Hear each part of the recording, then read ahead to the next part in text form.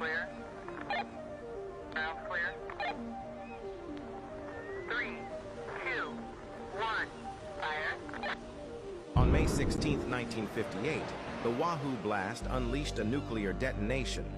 A spray dome of 840 feet tall formed instantly, resembling a cone. Plumes broke through after 6 seconds, dispersing in all directions. A second surge extended 8,000 feet downwind within 1.7 seconds, visible for over 3 minutes. Fallout stayed within the predicted area, peaking at 0.030 RHR. The shockwave struck ships, immobilizing one and causing minor damage to another.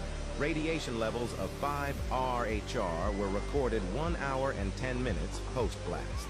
A 5-gallon water sample taken directly above the blast site showed a radiation reading of 5 RHR.